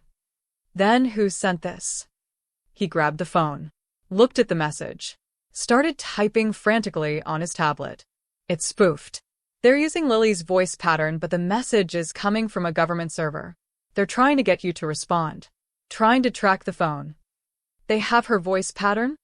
They must have been monitoring her, recording her, building a profile they could use against you. I wanted to throw the phone, wanted to scream, wanted to drive straight to Sophia's house and grab my daughter and run until there was nowhere left to run. They're playing with you, Dante said quietly. They're trying to make you emotional, make you sloppy, make you do something stupid. It's working, I know, but you can't respond. You can't give them anything. Right now, they're fishing. They don't know where you are. Don't know where Lily is. Don't know what you're planning. The moment you respond, they can start triangulating. I turned off the phone, set it down, forced myself to breathe. Is Lily actually safe? I'll call Sophia. Verify. But yes, she should be. That location is completely off-grid. No digital footprint. No way to connect it to me without serious investigation time. He made the call, spoke quietly, hung up. She's fine. Playing with Sophia's kids. Completely unaware anything is wrong. Sophia says nobody's been near the property. No cars. No surveillance. Nothing. They're trying to rattle me. And it worked. But now you know. Now you can be ready for it. They'll try again. Different tactics. Different messages. But you know it's coming. I nodded. Went back to prepping equipment. But my hands were shaking now. My focus fractured. Because they'd found a weapon that worked. They'd figured out exactly how to hurt me. Use my daughter against me. Around 6, Dante ordered food. Chinese takeout from a place nearby. I couldn't eat. My stomach was twisted into knots. But I forced down some rice and chicken anyway. Needed fuel. Needed energy. Needed to be ready. At 8:30, we loaded into his car. Drove toward the facility. The sun was setting. Long shadows stretching across empty streets. This part of New Jersey was industrial. Warehouses and office parks. Nothing residential nearby. Perfect for a classified facility that didn't want attention. Dante parked 2 blocks away like he'd promised. In a lot behind an abandoned factory. The surveillance van was already there. Nondescript white panel van that could have belonged to any contractor or delivery service. Inside was sophisticated equipment. Multiple monitors. Radio scanners. Satellite uplinks. Everything needed to run Overwatch on a covert operation. This is impressive, I said. I told you. I've been preparing for 5 years. I changed into the tactical gear. Black fatigues. Body armor. Weapons harness. Everything fit perfectly. Like it had been custom made for me. Which it probably had been. How did you know my sizes? I have access to your Section 9 personnel file. I know everything they knew about you. Height. Weight. Measurements. Medical history. Everything. That's not creepy at all. He smiled slightly. I'm a criminal running a covert operation against a corrupt government program. Creepy is pretty much my baseline. I checked my weapons. Pistol on my hip. Knife on my calf. Small suppressed submachine gun across my back. Nothing heavy. Nothing that would slow me down. This was about speed and stealth, not firepower. Comms check, Dante said, handing me an earpiece. I put it in. Check. Good. I can hear you clearly. Camera feeds are coming online now. Looks like standard patrol patterns. Nothing unusual. They haven't increased security yet. Or they're hiding the increase, making it look normal to draw me in. Possible. But either way, you're committed now. You go in, get what we need, get out. 30 minutes maximum. Any longer and the risk multiplies. Understood. I grabbed the tablet with the facility blueprints, studied it one more time, memorized every corridor, every stairwell, every potential exit. Then I looked at Dante. If I don't come back, you know what to do. You're coming back. But if I don't, if you don't, I burn them all down. I release everything. I make sure the world knows what they did to you. To Lily. To all those children. I make sure they pay. Good. I climbed out of the van. The night air was cold and sharp. Clear sky. Half moon. Enough light to see by, but enough darkness to hide in. Perfect conditions. I moved through the shadows. Staying low. Staying quiet. 5 years of waitressing hadn't erased muscle memory. My body remembered how to move, how to stay invisible, how to be a ghost. The facility appeared ahead, exactly like the blueprints showed. 3-story office building. Nondescript. No saini. Just an address number and a small parking lot with a dozen cars. I circled to the east side. Found the maintenance entrance. Heavy steel door. Biometric scanner next to it. I'm at the access point, I whispered. Copy. Placing my hand on the scanner now. I pressed my palm against it, held my breath. If this didn't work, the whole plan fell apart. The scanner beeped. Green light. Click of locks disengaging. I'm in. Good. Camera feeds show clear corridors ahead. Move to the stairwell. Second door on your right. I slipped inside. The corridor was empty. Fluorescent lights humming overhead. That sterile government building smell. Cleaning chemicals and old coffee. Moved to the stairwell. Down 1 level. The basement where high-value holding was located. If Danny Foam was here, this was where I'd find him. The corridor down here was different. Reinforced doors. Security cameras every 20 feet. This was where they kept people they didn't want leaving. Third door on the left. Dante's voice in my ear. That's the holding area. Biometric lock. Should recognize you. I approached the door. Pressed my hand to the scanner. It beeped. Red light. Access denied. It's not working. Try again. Sometimes the system needs a second read. I tried again. Same result. Red light. Access denied. They updated the security. Your biometrics aren't clearing anymore. Can you override it? Not remotely. Not without triggering alarms. You need to find another way in or abort. I studied the door. Heavy. Reinforced. Not something I could kick down or shoot through. I needed access. That's when I heard footsteps.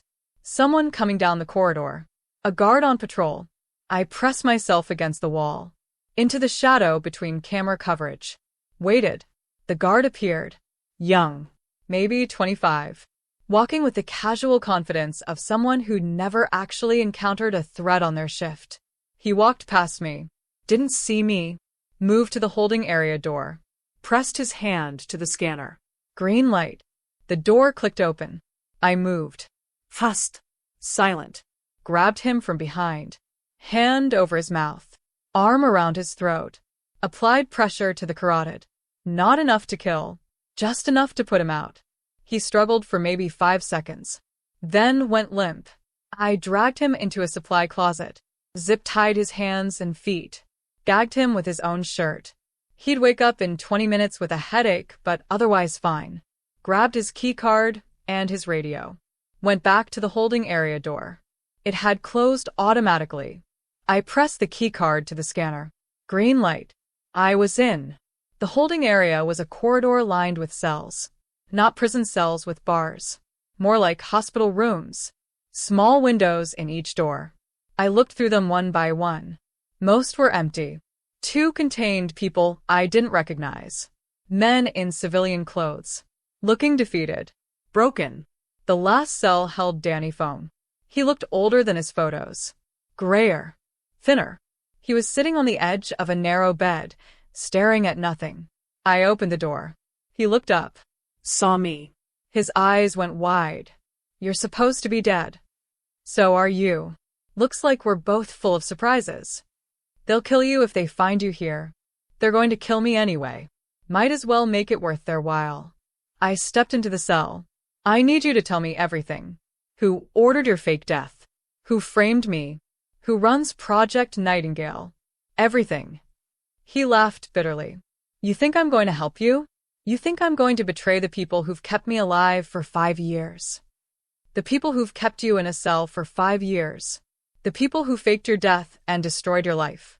Those people. They protected me. Chinese intelligence wanted me dead. Actually dead. These people gave me a way out. In exchange for what?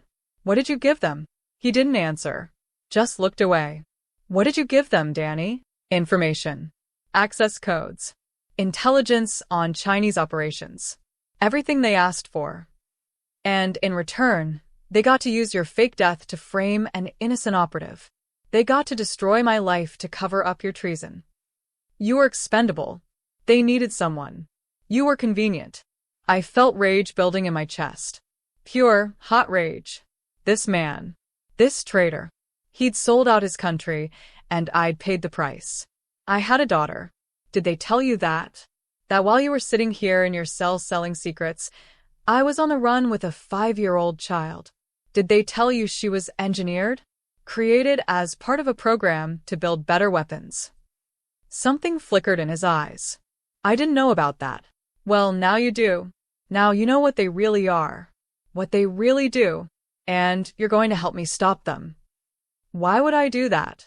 Because I'm offering you a choice. Come with me. Testify about what really happened. Expose everyone involved.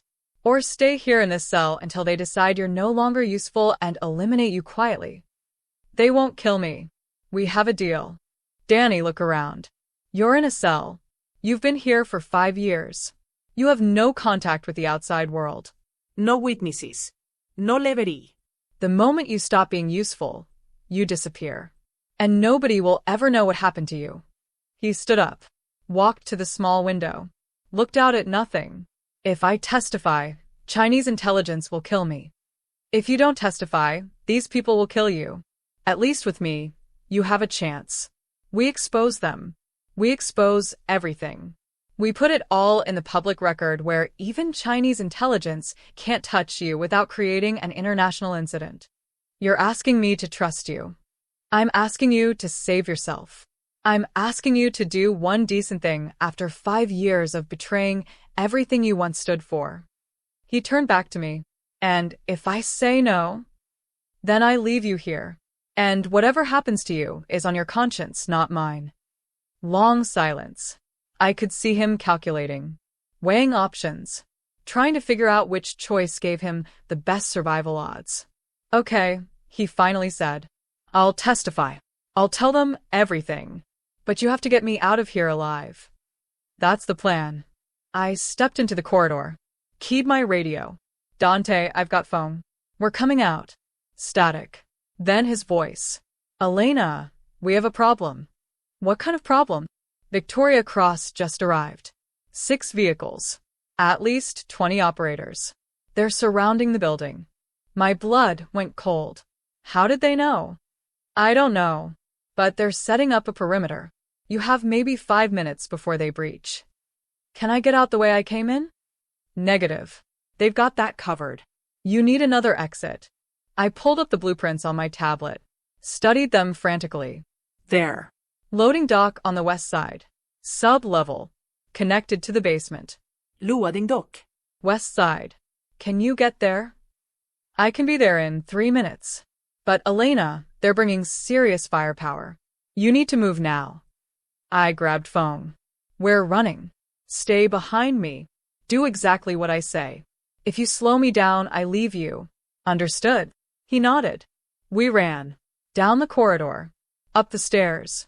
Toward the west side of the building. Behind us, I could hear alarms starting to blare. They knew I was here. Knew I had phone. 2 minutes. Dante's voice in my ear. Guards appeared ahead. 3 of them. Armed. Moving toward us. I didn't slow down. Drew my pistol. Fired. 2 shots. 2 guards down. The third got a round off.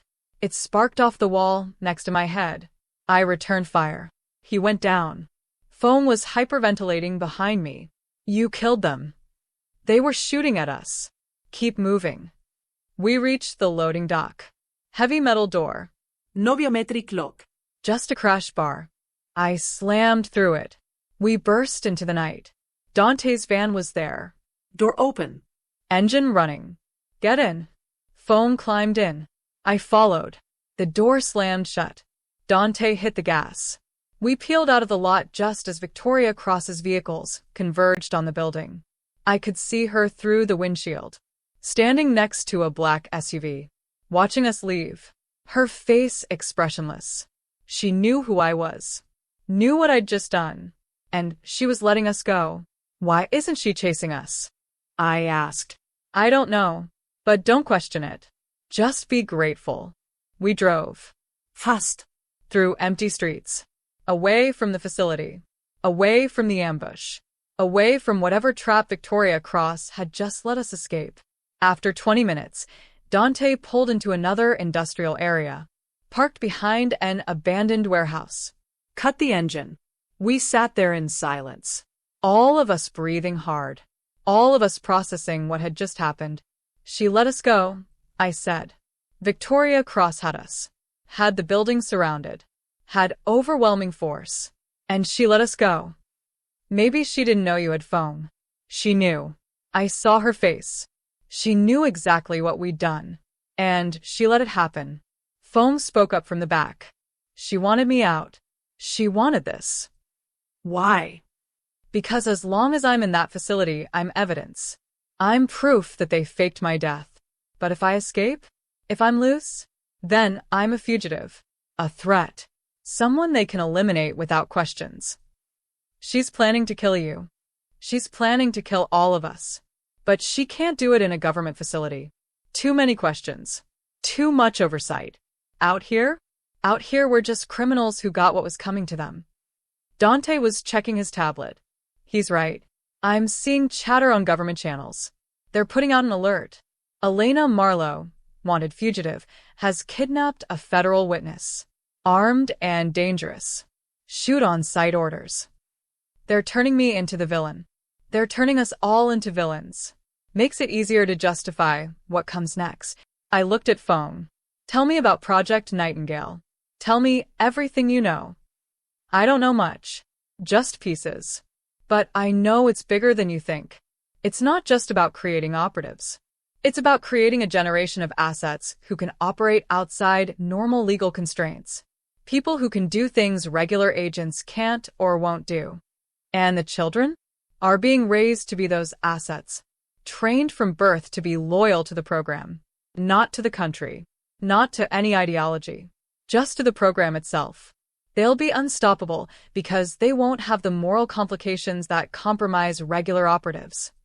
Who authorized this?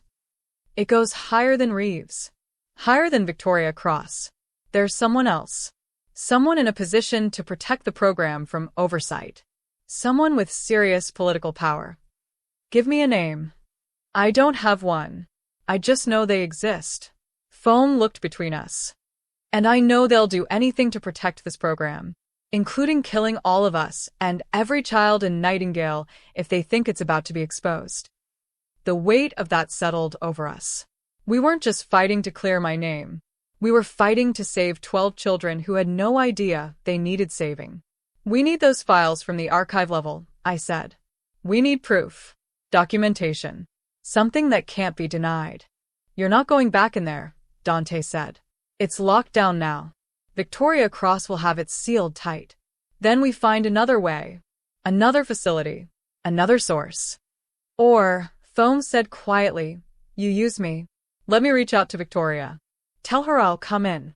That I'll keep quiet about everything if she lets you go. That's suicide. I'm dead anyway.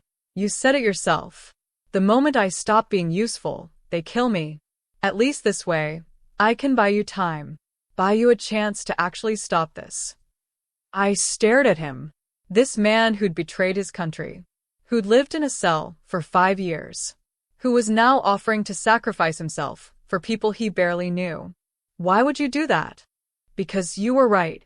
I've spent 5 years betraying everything I once stood for. Maybe it's time I did one decent thing. Maybe it's time I actually tried to make this right. Dante was shaking his head. It won't work. Victoria will know it's a trap. She'll kill you and keep hunting us. Maybe. But it's the only option we have that doesn't end with all of us dead and those children still trapped. He was right. I hated that he was right. But we were out of options. Out of time. Out of safe moves. If we do this, I said, if we let you go back, you have to give us something.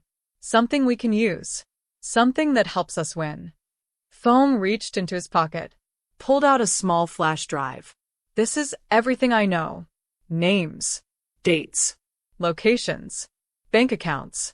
Everything I gave them over 5 years. And everything I learned about their operation while I was inside. It's not complete, but it's a start. I took the drive. How long have you been carrying this? 3 years. Ever since I realized they were never letting me go. I've been waiting for someone to come. Someone who could actually use this. Someone who could actually fight back. And you just happened to have it when I showed up? He smiled slightly. I've been carrying it every day for 3 years. Hoping. Waiting. Praying that someone would come. And tonight you did. I looked at Dante. Can you verify what's on here? Give me an hour. I can cross-reference with what I already have. See if it matches up. Do it. And Danny, if you're lying, if this is some kind of trick, I will find you. And I will make you regret every second of your miserable life. I know. But I'm not lying. Inte rätt, Elena. I'm tired of being a prisoner. I'm tired of betraying everything. I'm tired of living in fear. If this is how it ends, at least it ends with me doing something right. We drove to another location. Another safe house Dante had prepared. This one was a run-down motel on the outskirts of a city. The kind of place where people paid cash and didn't ask questions. While Dante analyzed the flash drive, I called Sophia. Checked on Lily. She was fine. Happy. Playing games with the other kids. Completely unaware that her mother was fighting for both their lives. When can I come home, Mommy? Soon, baby. Very soon. I promise. Another promise. Another lie. Because I had no idea when or if we'd actually be safe enough for her to come home. After an hour, Dante looked up from his laptop. It's real. Everything on here matches what I have. And there's more. So much more. Bank accounts tied to offshore companies. Communications between Reeves and someone in the Senate. Evidence of other programs besides Nightingale. This is bigger than we thought, Elena. This is an entire network of illegal operations. Can we go public with this? We can try. But the moment we do, they'll deny everything. They'll say the documents are fabricated. They'll discredit us. We need something more. We need someone with credibility to verify it. Someone they can't dismiss as easily. Who? I don't know. A journalist maybe. Or a senator who isn't compromised. Someone with the platform and the credibility to make people listen. I thought about it. Thought about who I knew. Who I trusted. Who had the power to actually make a difference. And I realized something. I didn't know anyone like that. I'd been isolated for 5 years. Cut off from everyone I used to know. My entire network was gone. But Dante might have contacts.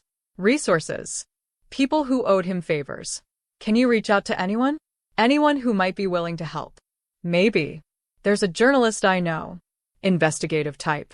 She's done stories on government corruption before. If I can convince her this is real, she might run with it. Do it. Set up a meeting. And Danny, you ready to make that call to Victoria? He nodded. I'm ready. Then let's end this. Let's finish what we started. The meeting with the journalist happened 2 days later. Her name was Rebecca Sterling. Mid-40s. Sharp eyes. The kind of person who'd spent their career digging into stories everyone else was afraid to touch. We met in a secure location. Another of Dante's safe houses. This one was nicer. Cleaner. The kind of place where you could actually have a conversation without worrying about rats or bedbugs. Rebecca listened to our story. Looked through the documents. Asked pointed questions. Verified facts. She was thorough. Professional. And clearly skeptical. This is explosive, she finally said. If it's true, This is Pulitzer-level reporting. But if it's false, it destroys my credibility and gets people killed. So, I need to know, is this real? It's real, I said. I lived it. I was framed by these people. My daughter was engineered by them. And there are 12 other children trapped in their program right now. And you. She looked at Dante. You're a known criminal. Why should I trust anything you say? Because I have nothing to gain from lying. Because I've spent 5 years collecting this evidence. Because my sister was killed by these people, and I want them to pay. He leaned forward. And because you're smart enough to verify everything I'm telling you. You don't have to trust me. You just have to trust the evidence. She studied us both for a long moment. Okay. I'll investigate. I'll verify what I can. And if it checks out, I'll run the story. But I need time. At least a week to do this properly. We don't have a week, I said. Danny Phone is going back to Victoria Cross tomorrow. Once he does, they'll know we're moving against them. They'll accelerate their plans. They'll disappear evidence. They might even eliminate those children to cover their tracks. Then what do you want me to do? Run a preliminary story. Something that raises questions. Something that forces them to respond publicly. Once it's out there, once people are asking questions, it's harder for them to just make problems disappear. She considered it. I can do that. I can run a piece about allegations of a classified program operating outside congressional oversight. I don't name names. Don't make specific accusations. Just raise questions that demand answers. When can you publish? Tomorrow morning. Front page digital edition. It'll go viral by noon. Do it. She stood up. I'm trusting you both. If this blows up in my face, if these allegations turn out to be false, I will spend the rest of my career destroying you. Understood. Understood, I said. But they're not false. Every word is true. And by tomorrow afternoon, the whole world is going to know it. After Rebecca left, Danny made his call. He used a burner phone. Called a number Victoria Cross had given him years ago. For emergencies. This qualified. It's me, he said when she answered. I'm ready to come in. But I have conditions. Her voice came through the speaker. Cold. Professional. You're not in a position to make conditions, Danny. You escaped federal custody. You're a fugitive. I escaped because Elena Marlowe kidnapped me. Forced me to help her. But I got away. And I'm willing to come back. To keep cooperating. But I want guarantees. What kind of guarantees? That you leave her alone. That you stop hunting her. She's not a threat. She just wants to disappear with her daughter. Give her that and I'll come back. I'll keep doing what I've been doing. Feeding you intelligence. Being your asset. Silence on the other end. Then, where is she now? I don't know. She let me go. Said she was done fighting. Said she just wanted to run. Last I saw, she was heading north. Toward Canada maybe. And you expect me to believe that? I expect you to want me back more than you want her. I expect you to recognize that I'm valuable and she's just a loose end. So yes, I expect you to make the deal. Another pause. All right. Give me a location. I'll send a team to pick you up. And Danny, if you're lying, if this is a trap, I will make sure your death takes days. I'm not lying. I'm tired. I'm done running. I just want to go back to my cell and finish out my life in peace. He gave her a location. An abandoned warehouse on the waterfront. Told her he'd be there in 2 hours. When he hung up, he looked at us. She's coming. And she's bringing people. Lots of people. Good, Dante said. That's exactly what we want. The plan was simple. Danny would go to the meet. Let Victoria pick him up. While she was distracted dealing with him, we'd hit another target. A smaller facility. One that housed the Project Nightingale children. We had the location from the documents. A place disguised as an elite boarding school in upstate New York. 12 kids. Maybe 20 staff members. Much softer target than the archive facility. While the government was focused on Danny and his supposed escape, we'd extract the children. Get them to safety. Give Rebecca Sterling something concrete to photograph and interview. Living proof that Project Nightingale was real. This is suicide, Danny said. Even if you get the kids out, where do you take them? What do you do with 12 traumatized children who've been raised in a classified program? We take them to families who can protect them, I said. We reach out to their birth parents, the operatives who were used the same way I was. We give them a chance to actually know their children. And if the parents don't want them, if they're still loyal to the program, then we find people who will protect them. There are networks, underground railroads for people escaping bad situations. Sophia is part of one. There are others. We'll figure it out. You're gambling everything on a plan that has a dozen points of failure. We're gambling everything because we don't have a choice. This ends tomorrow, one way or another. Either we expose them and save those kids, or we die trying. But I'm not running anymore. I'm not hiding anymore. And I'm not letting them win. Danny nodded slowly. Okay. Then I guess we'd better make this count. The next morning, Rebecca's story went live. The headline read, "Classified Military Program Raises Questions About Oversight and Ethics." The article was carefully worded. No direct accusations. Just questions. Questions about funding. Questions about authorization. Questions about whether classified programs had proper congressional oversight. But buried in the article were details. Specific details that only someone with inside information would know. Details about genetic enhancement research. Details about experimental protocols. Details about children raised in government facilities. Within an hour, it was trending. Within 2 hours, members of Congress were demanding answers. Within 3 hours, the Department of Defense was issuing carefully worded denials. And Victoria Cross was scrambling to contain the damage. Which meant she was distracted. Which meant it was time to move. Dante and I drove north, toward the facility housing the Nightingale children. Danny went south, toward his meeting with Victoria. We were splitting up, dividing our forces, going after 2 different objectives at the same time. It was risky, dangerous, probably stupid. It was also our only shot. The facility appeared around noon. It looked exactly like a boarding school. Nice buildings, manicured lawns, children playing in a courtyard. If you didn't know what to look for, you'd never suspect it was anything else. But I knew what to look for. The security cameras, the reinforced doors, the guards disguised as teachers. This was a prison wrapped in pretty packaging. How do we get in? Dante asked. Your biometrics won't work here. And we can't exactly walk up to the front door. We don't need to. We have something better. I pulled out my phone, called a number from Danny's flash drive, a number for one of the staff members. Someone Danny had identified as sympathetic. Someone who'd been having doubts about the program. A woman answered. Hello. My name is Elena Marlowe. I know what you do at that facility. I know about Project Nightingale. And I know you've been thinking about walking away, about exposing what they're doing to those children. Silence. Then, who is this really? Someone who can help you. Someone who can protect you if you help me. I'm outside right now. I need you to get those children to the East Wing, near the emergency exit. And then I need you to trigger the fire alarm. You're insane. They'll know it was me. They'll know someone helped.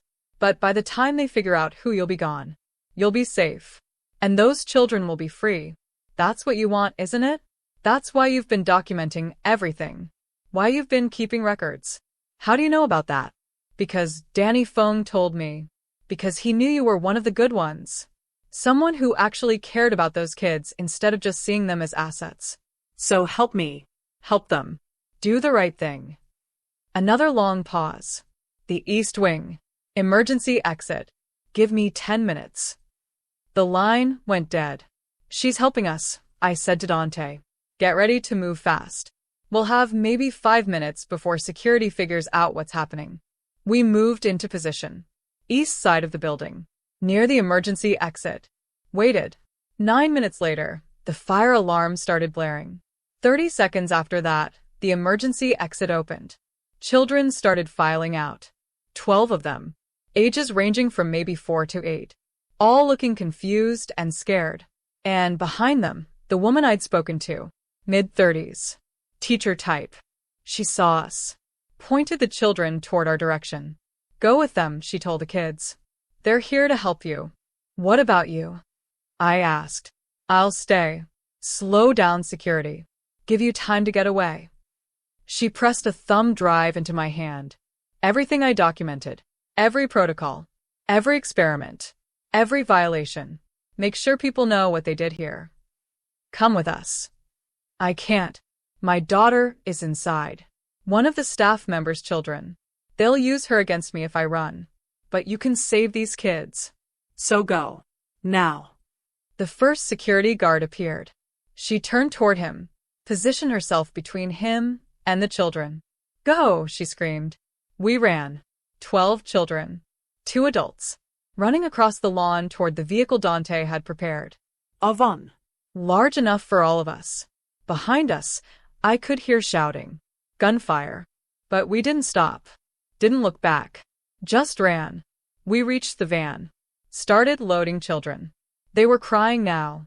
Scared. Not understanding what was happening. It's okay, I told them. You're safe. We're taking you somewhere safe.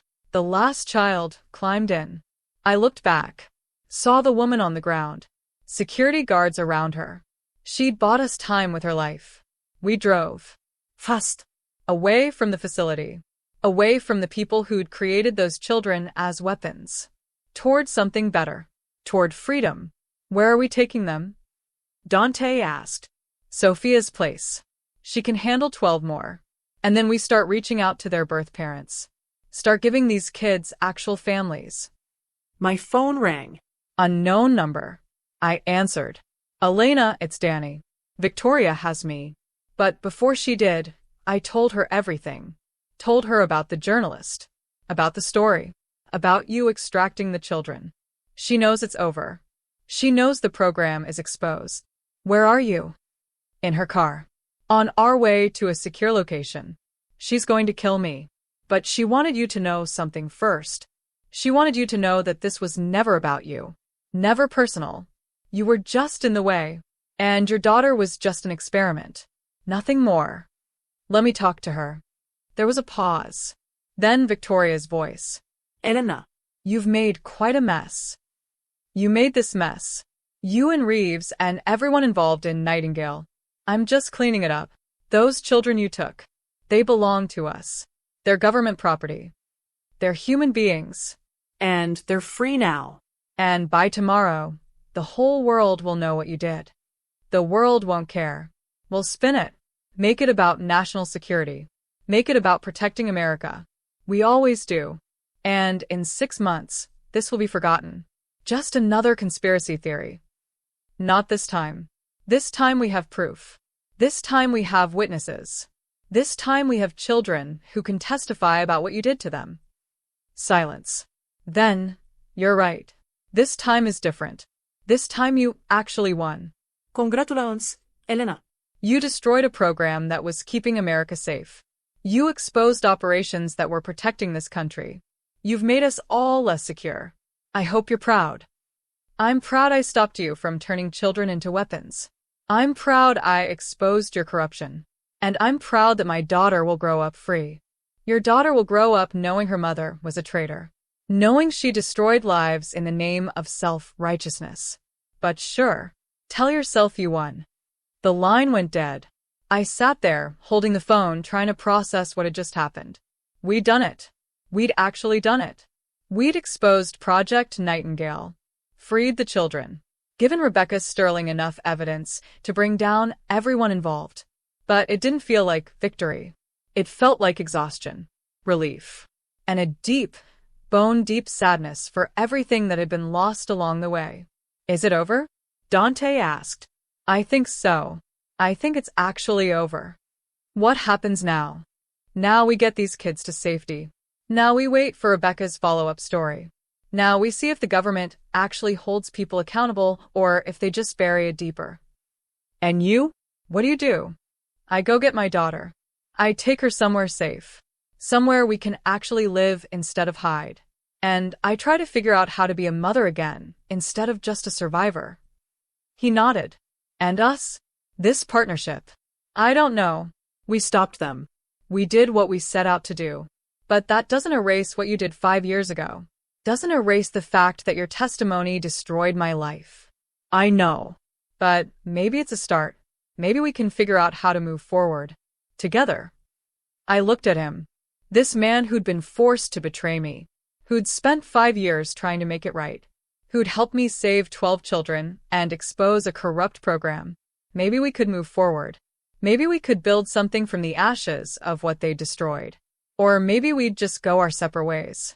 Both scarred. Both changed. Both trying to figure out how to live with what we'd done and what had been done to us. Maybe, I said. We'll see. 3 months later, I sat in a small house in Vermont. Real house. Not an apartment. Not a motel. A house with a yard and a fence and neighbors who actually knew my real name. Lily was in her room, playing with toys, making friends at her new school, starting to feel safe again. The government had moved faster than I expected. Within a week of Rebecca's follow-up story, congressional hearings had started. Victoria Cross was arrested. James Reeves disappeared but was presumed to be in custody somewhere. The entire Section 9 program was being investigated. The 12 Nightingale children had been placed with their birth parents. Most of the parents had been horrified to learn what had been done. A few had known and were facing charges. But the kids were safe. Free. Starting to heal. Danny Foam had been found dead 2 days after the story broke. Official cause was suicide. I knew better. Victoria had kept her promise to make his death take days. And me? I was Elena Marlowe again. Officially. My conviction had been overturned. My record cleared. The government had even offered me back pay and reinstatement. Ide declinat. Some doors, once you walk through them, you can't go back through. I'd spent 5 years being someone else. Somewhere in that transformation, Elena Marlowe, the operative, had died. And I wasn't interested in resurrecting her. Dante called once a week, checking in, making sure Lily and I were okay. His arm had healed. His organization was still running. He was still doing what he did. But something had changed between us. That night in the diner. Those days working together. Something had shifted. I wasn't sure what it meant yet. Wasn't sure if it meant anything. But I wasn't running from it either. Mommy, can I go outside and play? Lily appeared in the doorway. Beautiful. Happy. Whole. Of course, baby. Stay in the yard where I can see you. She ran outside. I watched through the window as she played. Just a normal kid doing normal kid things. No idea that 3 months ago, she'd been a target. A project. Something to be controlled. She was free now. We both were. My phone buzzed. Text from Rebecca Sterling. Follow-up piece publishes tomorrow. Interviews with 3 of the Nightingale children. Their parents. And you if you're ready. I'd given Rebecca an interview 2 weeks ago. Told her everything. About Section 9. About the framing. About discovering Lily was engineered. About the escape and the 5 years of running. She'd listened. Recorded. And told me she was going to make sure people understood what had really happened. I'm ready. I texted back. Good. Because the world needs to hear your story. Needs to understand what was done to you. And needs to know that you survived it. Survived. That was one word for it. I'd done more than survive. I'd fought back. I'd exposed them. I'd won. But survival wasn't the same as healing. Winning wasn't the same as being whole. And freedom wasn't the same as peace. Those things would take time. Maybe years. Maybe forever. But I had time now. I had my daughter. I had a chance to build something real. That was enough. Another text. This one from Dante. Heard Rebecca's running the big piece tomorrow. Proud of you. You did something incredible. We did something incredible. No. You did. I just helped. You're the one who refused to stay broken. Who refused to let them win. That's all you. I smiled. Set down the phone. Went outside to where Lily was playing. Push me on the swing, Mommy. I pushed her. Watched her laugh. watched her fly. And for the first time in 5 years, I felt something I'd almost forgotten. Hope. The future was uncertain. There were still people out there who'd been part of Nightingale. Still operations that needed exposing. Still corruption that needed fighting. But that could wait. For now, I was just going to be a mother. Just going to watch my daughter play. Just going to be grateful that we'd made it through the nightmare and come out the other side. And if someone tried to threaten us again? If someone decided that Elena Marlowe was still a problem that needed eliminating? Well, They'd learn the same lesson Victoria Cross and James Reeves had learned. Some people, once you break them, come back stronger. Some people, once you push them far enough, push back harder. And some people, once you make them into weapons, forget to check whether you actually control them. I was a weapon they'd created. A survivor they'd underestimated. A mother they'd threatened. And I was done being afraid. So to everyone watching this, everyone listening to this story, I want you to know something. Life breaks us all. Betrayal. loss, pain. We all face moments where we think we can't go on. Where we think the people who hurt us have won. But they only win if you stay broken. They only win if you let fear control you. They only win if you forget who you really are. I forgot for 5 years. Forgot that I was strong, capable, dangerous when I needed to be. And the moment I remembered, everything changed. So, remember who you are. Remember what you're capable of. Remember that survival isn't enough. You deserve to thrive.